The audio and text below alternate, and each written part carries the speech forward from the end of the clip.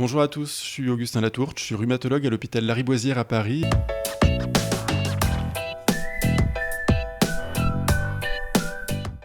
Le rhumatisme psoriasique, c'est une maladie rhumatologique qui atteint préférentiellement les patients qui sont atteints de psoriasis. Et la particularité du rhumatisme psoriasique, c'est que c'est un rhumatisme qui va avoir une présentation qui va être très différente d'un patient à l'autre, parce qu'il peut s'attaquer à énormément de parties du squelette et des articulations. Le rhumatisme psoriasique, ça survient la majorité du temps chez des patients qui sont déjà atteints de psoriasis. On estime que c'est à peu près 80% des cas où on a un psoriasis qui précède la survenue des manifestations articulaires. Le délai moyen d'apparition entre le début du psoriasis et le rhumatisme psoriasique, c'est environ 10 ans.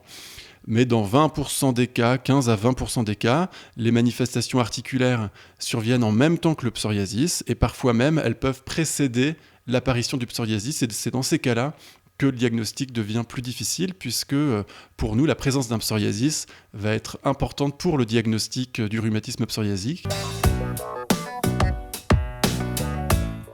Une des difficultés pour le diagnostic de rhumatisme psoriasique, c'est que parfois les gens vont ignorer qu'ils ont du psoriasis parce qu'il est très limité sur le pavillon de l'oreille, sur le cuir chevelu. Il y a des manifestations aussi plus atypiques, notamment le psoriasis qu'on appelle inversé, c'est celui des plis qu'on peut voir dans les aisselles ou même dans le sillon interfessier, c'est-à-dire l'arrêt des fesses. Et enfin, une autre manifestation sur laquelle nous on est assez vigilants, c'est le psoriasis des ongles, qui est difficile à diagnostiquer pour nous. Ceci étant dit, il y a des arguments très forts pour penser à un rhumatisme psoriasique parce que la présentation clinique, elle va être évocatrice. La présentation du rhumatisme psoriasique, typiquement, elle est périphérique, c'est-à-dire qu'elle va atteindre les articulations des membres inférieurs ou des membres supérieurs et ça va atteindre 1, 2, 3, 4 articulations, donc assez peu d'articulations et de façon asymétrique. Ensuite, il va y avoir des atteintes, par exemple, de l'articulation du bout des doigts, cette articulation qu'on dit interphalangienne,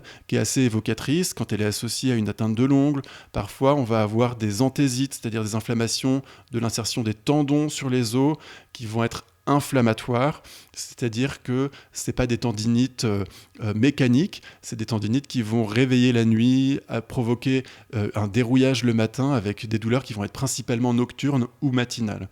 Donc ça va nous mettre sur la piste. Et puis on peut aussi avoir les manifestations de la colonne vertébrale avec des douleurs de la colonne vertébrale ou du bassin, là encore inflammatoires, avec des réveils le matin, des réveils la nuit, et une douleur qui va être plus importante le matin. Et ça peut aussi être associé au rhumatisme psoriasique, ça peut nous aider à faire le diagnostic.